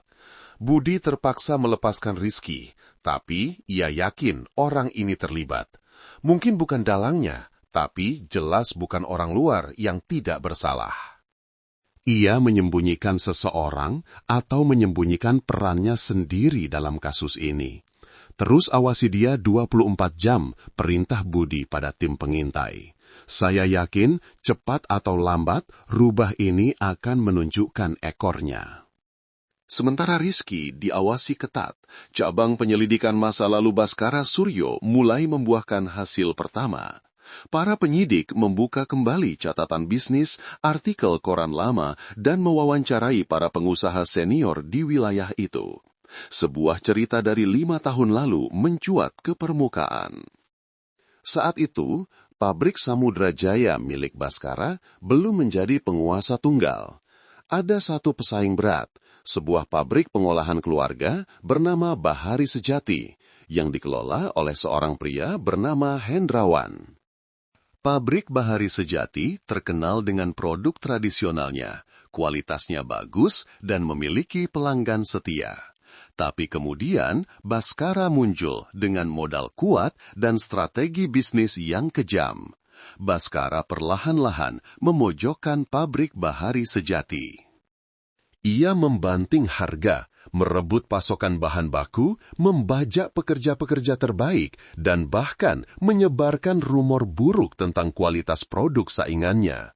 Perang tak seimbang itu berlangsung hampir setahun. Akhirnya, pabrik Bahari Sejati tidak tahan lagi dan menyatakan bangkrut. Seluruh usaha yang dibangun keluarga Hendrawan selama beberapa generasi hancur lebur. Itu akuisisi yang kotor, cerita seorang nelayan tua yang pernah memasok ke kedua pabrik. Si Baskara itu pakai segala cara untuk membunuh pabrik Bahari Sejati. Pak Hendrawan itu orang baik, bisnisnya jujur, tidak mungkin bisa melawan hiu seperti dia. Cerita ini telah lama dilupakan, tertutup oleh kesuksesan gemilang pabrik Samudra Jaya. Tapi bagi tim penyidik, ini adalah petunjuk yang sangat penting. Sebuah dendam yang cukup dalam, cukup menyakitkan untuk memupuk rencana balas dendam selama 5 tahun. Penyelidikan terus mendalami tragedi keluarga Hendrawan. Apa yang mereka temukan bahkan lebih tragis dari sekadar kebangkrutan. Pak Hendrawan, setelah kehilangan hasil jerih payahnya seumur hidup, jatuh ke dalam depresi berat. Utang menumpuk, ditagih siang dan malam. Ia tidak sanggup menahan tekanan. Sekitar 3 bulan setelah pabrik Bahari Sejati tutup, ia ditemukan gantung diri di pabrik tuanya. Kematian Pak Hendrawan meninggalkan luka yang tak akan pernah sembuh bagi keluarganya. Istrinya, Ibu Rina, karena terlalu berduka, jatuh sakit dan meninggal setahun kemudian. Tragedi keluarga Hendrawan kini hanya menyisakan satu orang, putra mereka, Tirta Hendrawan. Catatan menunjukkan bahwa pada saat kejadian, Tirta adalah mahasiswa tahun kedua di sebuah universitas ternama mengambil jurusan biologi kelautan. Ia adalah mahasiswa yang cerdas, berprestasi, dan diharapkan akan meneruskan usaha keluarga. Tapi tragedi yang datang mengubah segalanya. Setelah kematian ayahnya, Tirta mengajukan cuti kuliah. Dan setelah ibunya meninggal, ia secara resmi putus sekolah dan menghilang dari daerah itu. Menghilang? Mayor Budi mengerutkan kening saat membaca laporan. Orang hidup mana bisa menghilang begitu saja? Para penyidik telah mencoba mencari informasi tentang Tirta Hendrawan, tetapi semua jejak berhenti 4 tahun lalu. Ia tidak punya catatan domisili di tempat lain, tidak ada transaksi bank, tidak menggunakan media sosial. Ia seperti hantu, seseorang yang telah menghapus dirinya sendiri dari dunia ini. Seorang mahasiswa biologi kelautan yang brilian, sebuah dendam keluarga, sedalam lautan, sebuah kehilangan yang misterius. Semua detail tiba-tiba saling terhubung. Biologi kelautan, jurusan yang bisa memberikan pengetahuan tentang racun biota laut, termasuk tetrodotoksin. Dendam keluarga, motif balas dendam yang cukup besar untuk merencanakan sebuah skenario mengerikan. Menghilang untuk mempersiapkan rencana itu dalam kegelapan. Potret sang dalang, hantu yang mengendalikan seluruh drama ini, untuk pertama kalinya muncul dengan begitu jelas dan menakutkan. Dengan tersangka baru, Tirta Hendrawan, Mayor Budi meminta timnya untuk memeriksa kembali semua bukti yang terkumpul dari awal, tapi kali ini dengan sudut pandang yang berbeda. Letnan Arya, yang bertanggung jawab atas teknologi, duduk terpaku di ruang teknis, meninjau kembali rekaman CCTV dari sekitar rumah Baskara selama berjam-jam. Ini pekerjaan yang membosankan, dan ia sudah melihatnya berkali-kali, tanpa menemukan apapun. Tapi kali ini, ia mencari hantu, seseorang yang seharusnya tidak ada di sana. Ia memutar ulang rekaman gang menuju rumah Baskara pada sore hari yang menentukan itu. Masih gambar yang sama, beberapa tetangga lalu lalang, anak-anak bermain, sebuah mobil box. Tunggu dulu, mobil box. Arya menghentikan gambar. Itu adalah mobil van kecil milik sebuah perusahaan pengiriman di kota. Pengemudinya mengenakan seragam, memakai topi yang menutupi hampir seluruh wajahnya. Dia berhenti di depan sebuah rumah beberapa blok dari rumah Baskara, mengantarkan sebuah paket kecil, lalu menerima uang. Semuanya tampak normal, tapi ketika Arya menghitung waktunya, ia menemukan detail aneh. Seluruh proses pengiriman hanya memakan waktu sekitar 30 detik. Tapi setelah selesai, pengemudi itu tidak segera pergi. Ia berlama-lama di sana, pura-pura memeriksa mobilnya, sibuk merapikan barang. Ia berada di gang itu selama hampir 5 menit. Selama 5 menit itu, matanya beberapa kali melirik ke arah gerbang rumah Baskara, secara diam-diam tapi penuh tujuan. Seorang kurir biasa akan selalu terburu-buru untuk pengiriman berikutnya. Berlama-lama tanpa alasan adalah perilaku yang tidak biasa. Arya memperbesar gambar si kurir. Meskipun topi menutupi sebagian besar wajahnya, ia masih bisa melihat sebagian dagu dan bibir tipisnya. Seorang pemuda kurus. Mungkinkah ia segera menjalankan perangkat lunak pengenalan wajah, membandingkannya dengan satu-satunya foto Tirta Hendrawan yang ada di arsip kemahasiswaan? Foto itu sudah 5 tahun yang lalu. Hasil awal tidak cocok, tingkat kemiripan hanya 40%. Tapi Arya tahu bahwa setelah 5 tahun, wajah seseorang bisa banyak berubah. Namun, petunjuk ini, meskipun samar, adalah cahaya pertama dalam pencarian hantu bernama Tirta.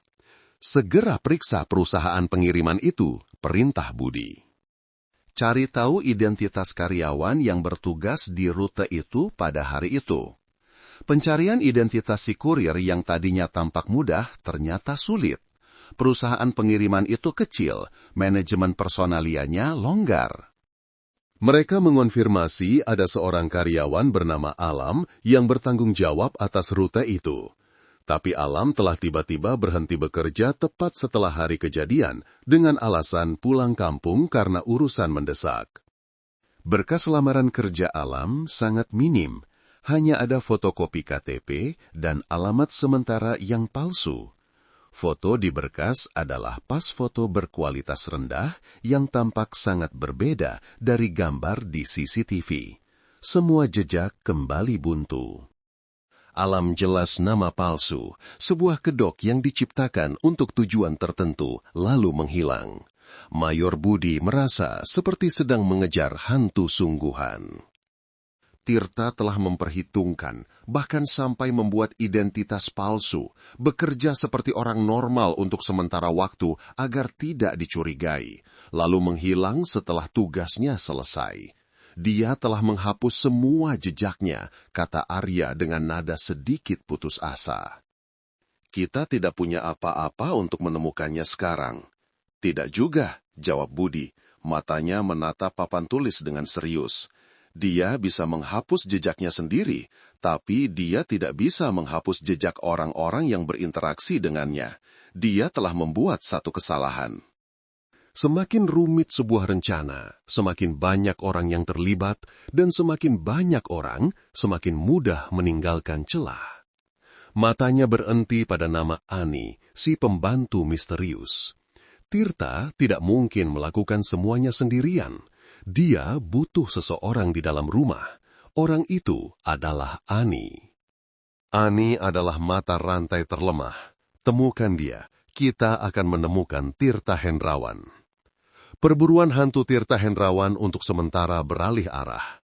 Kini, target nomor 1 adalah menemukan pembantu bernama Ani. Tim penyidik mengerahkan seluruh kekuatan untuk melacak pembantu bernama Ani. Tapi ini juga tugas yang sangat sulit.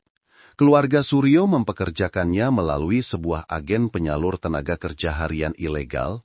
Pemilik agen hanya ingat samar-samar bahwa Ani adalah seorang gadis muda dari provinsi lain, butuh uang cepat, jadi mau menerima pekerjaan apa saja. Dokumen identitas yang ia serahkan juga hanya fotokopi yang buram. Para penyidik menyebar ke berbagai rumah kos, pasar, bertanya kepada pembantu lain, tapi tidak ada yang tahu kemana Ani pergi. Ia seperti setetes air yang larut di lautan manusia dan menghilang. Kebuntuan menyelimuti tim penyidik. Sang dalang sepertinya telah memperhitungkan setiap langkah polisi, telah menutup semua jalan masuk. Di tengah pencarian Ani yang buntu, sebuah informasi kecil tapi penting datang dari arah yang tak terduga. Mayor Budi saat meninjau kembali berkas Rizky Darmawan menemukan sebuah detail menarik. Rizky, selain bekerja sama dengan Baskara, juga memiliki investasi pribadi di beberapa perusahaan kimia dan farmasi. Meskipun bukan seorang ahli kimia, ia memiliki hubungan dan pemahaman tertentu di bidang ini. Sebuah hipotesis gila mulai terbentuk di benak Mayor Budi. Bagaimana jika pelakunya bukan hanya satu orang, katanya dalam rapat. Bagaimana jika Tirta Hendrawan bukan satu-satunya dalang di balik semua ini? Ia mulai menggambar skenario baru di papan tulis. Tirta punya motif balas dendam, punya pengetahuan tentang racun. Dia adalah dalangnya, otak dari rencana ini. Tapi seorang mahasiswa putus sekolah, tanpa uang, bagaimana bisa punya sumber daya finansial dan informasi untuk menjalankan rencana selama 5 tahun? Bagaimana dia tahu semua rahasia di dalam rumah Baskara, tahu kapan waktu yang tepat untuk beraksi? Dia butuh seorang kaki tangan. Seseorang di dalam, seseorang yang bisa memberikan informasi, uang, dan menciptakan kondisi baginya untuk beraksi. Orang itu haruslah seseorang yang punya konflik dengan Baskara dan juga diuntungkan dari kematiannya. Semua mata di ruang rapat tertuju pada satu nama, Rizky Darmawan. Hipotesis saya adalah, kata Budi dengan nada yakin, Tirta Hendrawan dan Rizky Darmawan telah bekerja sama. Tirta mendekati Rizky, menawarkan rencana untuk menyingkirkan Baskara. Rizky dengan keserakahan dan ketidakpuasannya setuju untuk bekerja sama. Tirta bertanggung jawab atas perencanaan dan eksekusi pembunuhan. Sementara Rizky menyediakan uang, informasi tentang jadwal, kebiasaan, kelemahan keamanan rumah Baskara. Bahkan, Rizky lah yang sengaja membuat Baskara mabuk berat pada malam terakhir itu untuk memberi Tirta kesempatan beraksi. Ini adalah hipotesis yang sangat berani. Menghubungkan dua tersangka yang tadinya tampak tidak terkait. Menjelaskan motif balas dendam Tirta dan motif finansial Rizky. Menjelaskan mengapa rencana serumit ini bisa berjalan begitu mulus. Musuhnya bukan hanya satu, ulang Budi. Kita sedang berhadapan dengan aliansi iblis. Hipotesis tentang aliansi antara Tirta dan Rizky, meskipun sangat logis, masih sebakas spekulasi. Tim penyidik butuh satu bukti, sekecil apapun, untuk menghubungkan mereka. Dan bukti itu datang. Seorang penyidik, saat memeriksa ulang para saksi di sekitar rumah Baskara, mendatangi seorang nenek yang tinggal di ujung gang.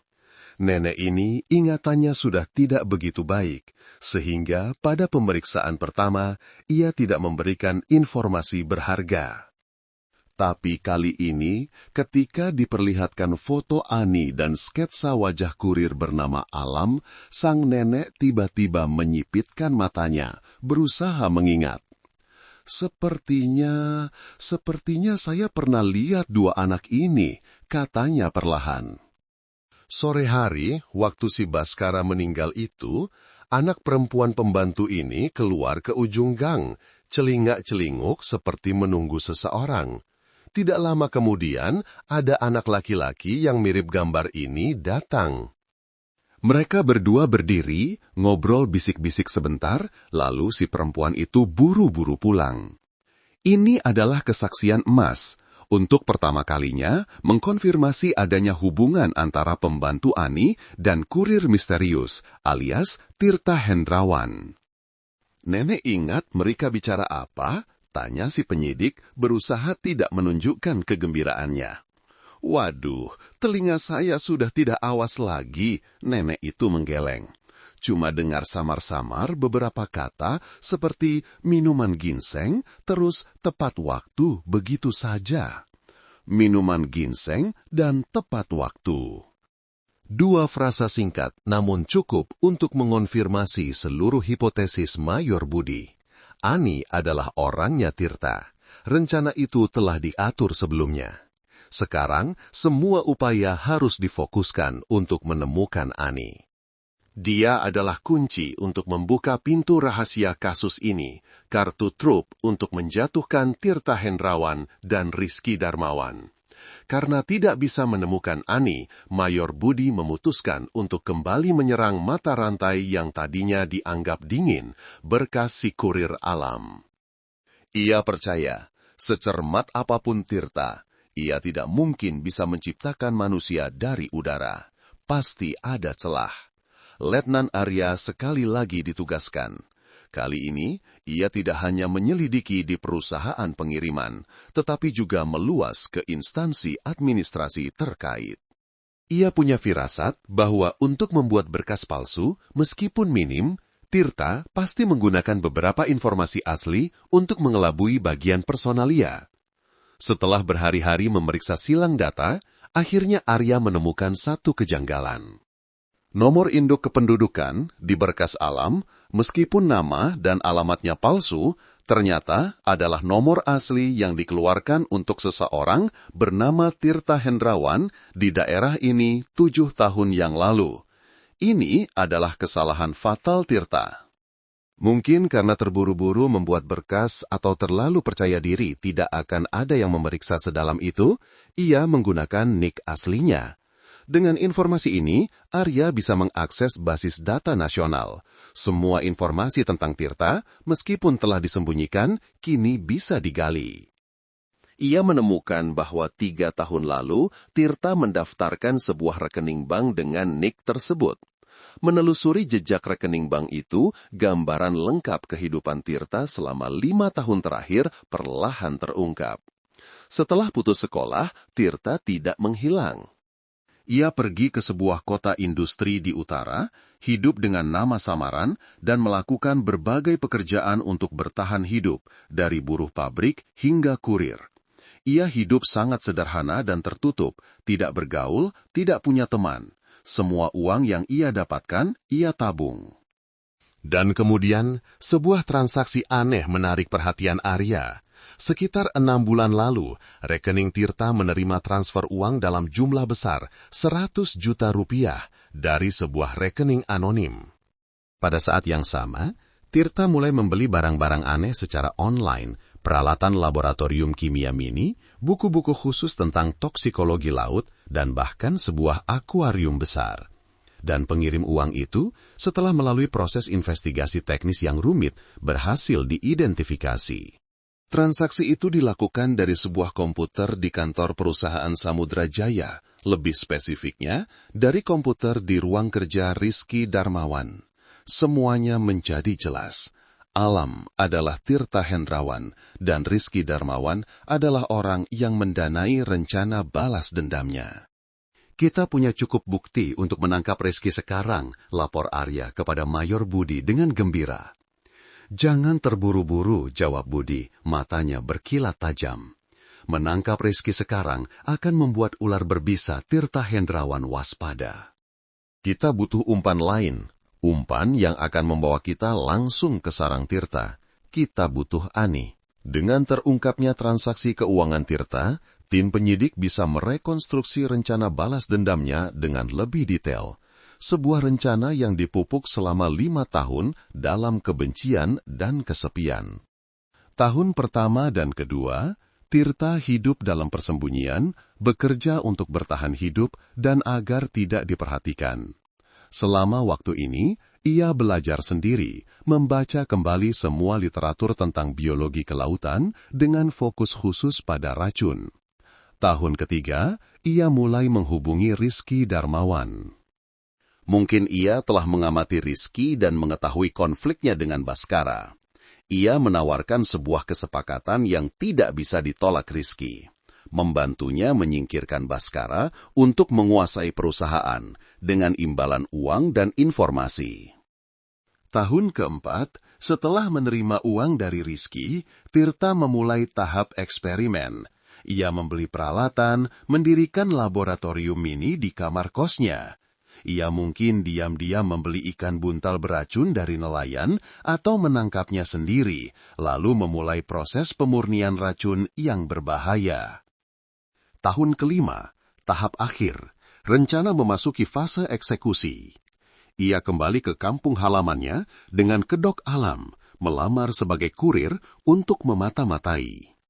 Ia mencari dan menyewa Ani, seorang gadis muda yang butuh uang untuk menjadi mata-mata di dalam. Ia merencanakan detail untuk menggergaji ranjang, membius, dan merekayasa TKP. Semuanya dihitung per detik. Itu adalah rencana dari otak jenius yang telah terdistorsi oleh kebencian. Ia telah mengubah penderitaannya menjadi senjata ilmiah, mengubah kemarahannya menjadi seni membunuh. Sekarang, Ani bukan lagi hanya saksi. Ia adalah kaki tangan. Menemukannya menjadi semakin mendesak. Berdasarkan data perbankan, polisi menemukan bahwa Tirta telah mentransfer uang sebesar 50 juta rupiah ke sebuah rekening atas nama Siti Aminah, yang berasal dari sebuah provinsi pegunungan yang jauh. Transaksi dilakukan hanya 2 hari setelah kejadian. Siti Aminah alias Ani berhasil ditemukan. Penangkapan dan ekstradisinya dilakukan segera.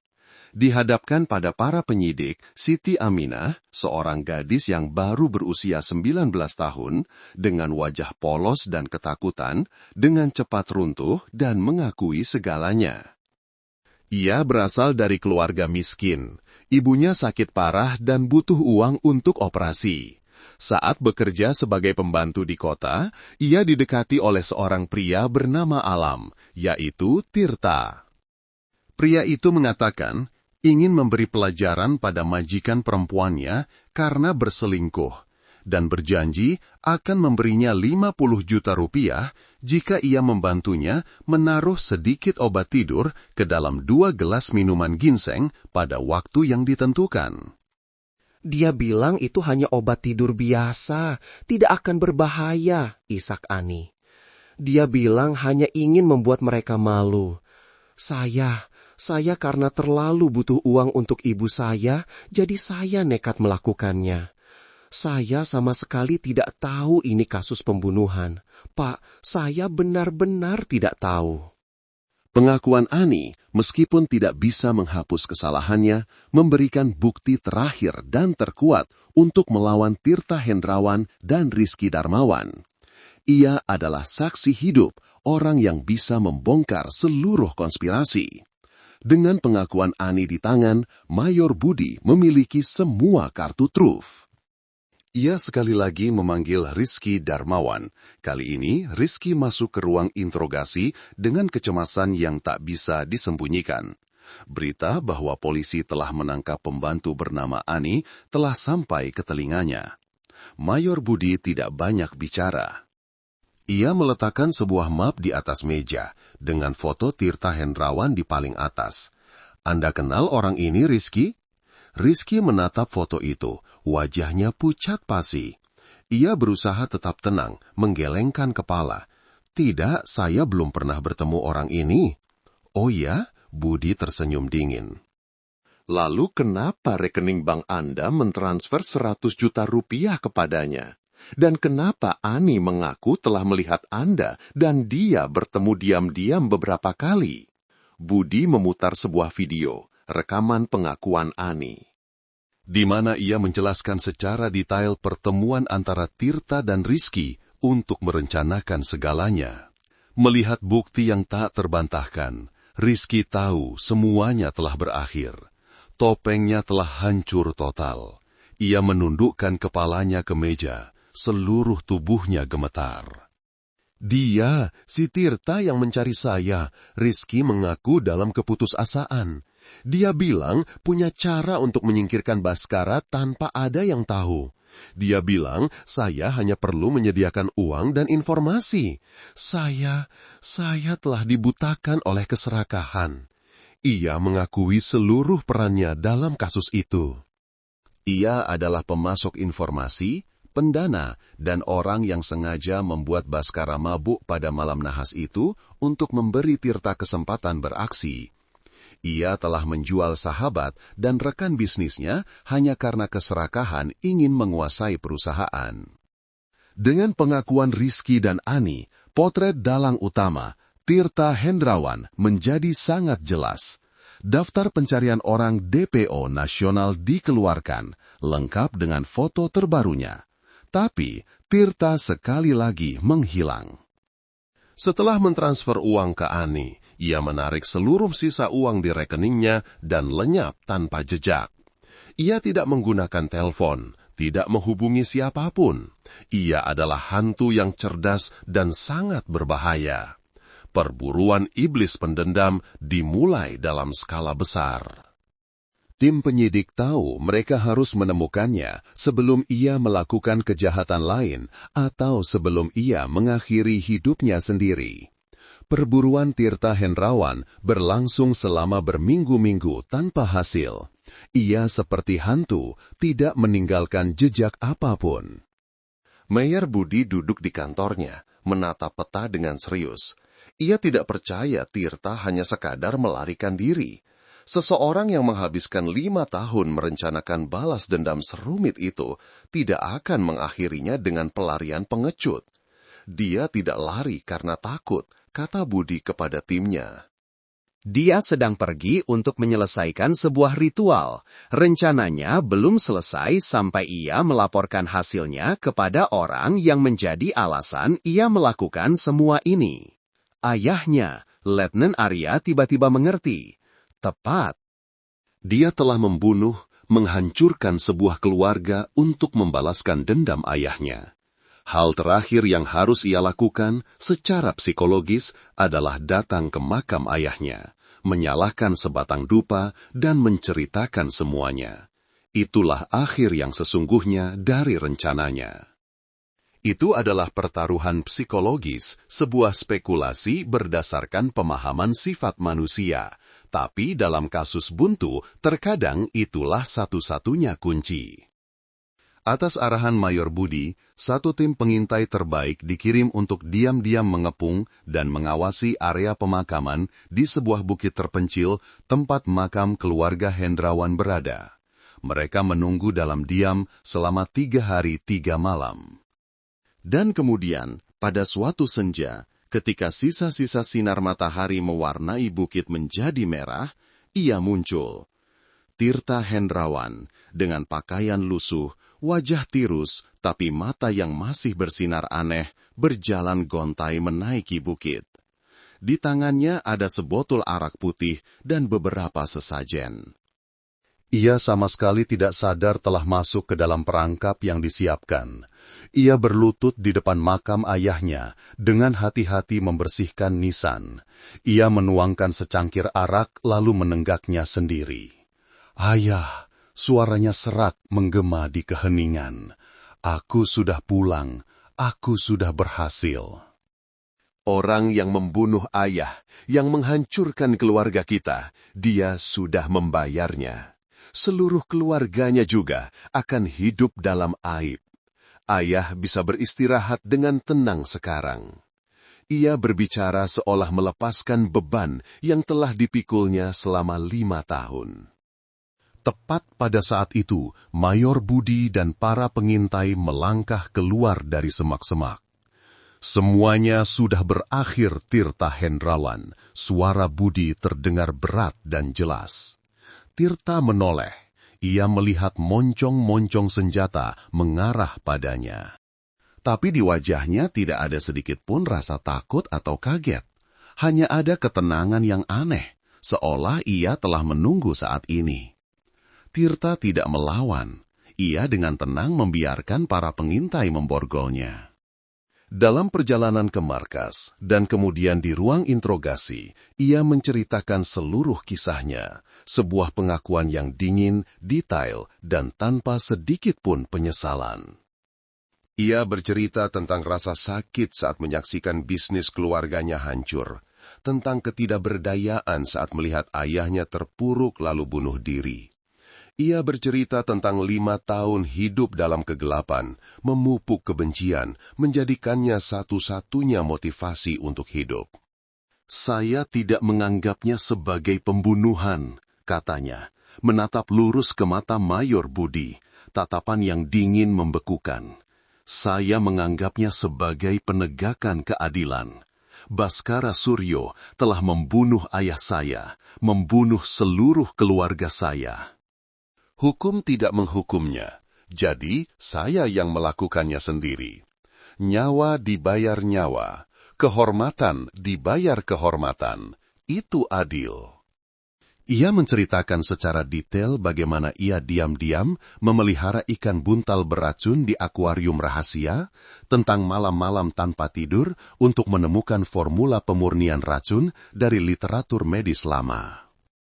Ia bercerita tentang bagaimana ia menggergaji ranjang, menemukan dan memanfaatkan Ani, serta bekerja sama dengan Rizky. Ia menganggap rencananya sebagai sebuah mahakarya balas dendam. Ia bangga akan hal itu. Pengakuannya bukanlah pertobatan. Itu adalah sebuah manifesto dari iblis yang lahir dari tragedi dan kebencian. Dengan pengakuan dari semua pihak, kasus yang mengguncang kampung Bintara secara resmi ditutup. Kebenaran yang diumumkan menyebabkan gempa kedua di kalangan masyarakat. Semua orang terkejut dengan rencana balas dendam yang begitu canggih dan kejam. Cemoohan yang tadinya ditujukan kepada Dewi dan Dimas kini berubah menjadi simpati dan kasihan. Mereka telah dibersihkan secara hukum, tetapi noda moral, meskipun hasil rekayasa, akan mengikuti mereka seumur hidup. Luka psikologisnya tidak akan pernah bisa terhapus. Setelah dibebaskan, Dewi Lestari menjual seluruh sahamnya di pabrik Samudra Jaya. Ia diam-diam mengemasi barang-barangnya, meninggalkan kampung Bintara, meninggalkan tempat yang telah memberinya kemewahan, namun juga merenggut segalanya. Tak ada yang tahu kemana ia pergi. Dimas Suryo tetap tinggal untuk mengelola sisa-sisa bisnis keluarga. Tapi ia bukan lagi Dimas yang dulu. Ia menjadi pendiam, selalu hidup dalam rasa minder dan tatapan orang lain.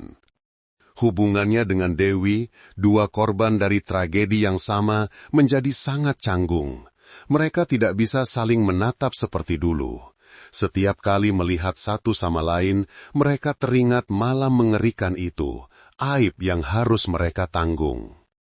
Keluarga Suryo, sebuah dinasti yang tadinya tampak kokoh, telah hancur total dari dalam. Sidang pengadilan kasus ini digelar secara terbuka.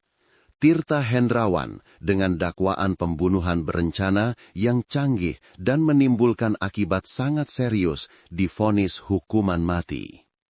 Ia menerima vonis itu dengan wajah tenang, tanpa setetes air mata, tanpa sepatah kata maaf. Rizky Darmawan dengan perannya sebagai kaki tangan kejahatan menerima vonis penjara seumur hidup. Keserakahan telah membuatnya membayar harga yang sangat mahal. Siti Aminah atau Ani, karena dimanfaatkan dan bersikap kooperatif, mendapat keringanan hukuman. Ia menerima vonis penjara, sebuah pelajaran pahit atas kenaifan dan keserakahan sesaat. Keadilan telah ditegakkan, para penjahat telah menerima hukuman setimpal. Suatu sore, setelah kasus berakhir, Mayor Budi berdiri sendirian di tepi pantai, memandang ke arah kampung Bintara yang mulai menyalakan lampu. Senja turun, mewarnai laut menjadi merah muram. Ia berpikir tentang lingkaran setan kejahatan dan balas dendam. Sebuah kejahatan dalam bisnis telah menyebabkan sebuah tragedi keluarga. Tragedi itu memupuk kebencian yang kemudian melahirkan kejahatan lain yang lebih mengerikan. Begitu seterusnya, kekerasan berbalas kekerasan, tragedi menumpuk di atas tragedi. Keadilan telah ditegakkan, tetapi tidak ada pemenang sejati. Baskara Suryo telah tiada, keluarga Hendrawan telah punah, keluarga Suryo pun hancur berantakan. Orang-orang tak bersalah seperti Dewi dan Dimas harus membawa luka batin seumur hidup. Debur ombak masih terus memecah di pantai, seperti ribuan tahun lalu. Angin laut yang asin menampar wajahnya, seasin air mata orang-orang dalam tragedi ini. Air mata yang telah larut ke dalam lautan dan tak akan pernah bisa mengering. Teman-teman yang lagi nonton, kalian asalnya dari kota mana aja nih? Coba tulis di kolom komentar ya, biar kita bisa saling kenal. Gimana menurut kalian cerita kita kali ini? Bagian mana yang paling berkesan buat kalian? Aku penasaran banget sama pendapat kalian semua. Aku doakan, semoga teman-teman semua dimanapun kalian berada, selalu diberikan kesehatan, keselamatan, dan kedamaian ya. Semoga hari-hari kalian selalu menyenangkan. Oh ya, kalau di antara kalian ada yang punya cerita atau pengalaman seru dan menarik, jangan ragu untuk berbagi di kolom komentar ya. Siapa tahu ceritamu bisa jadi inspirasi atau hiburan buat kita semua. Yuk kita ramaikan.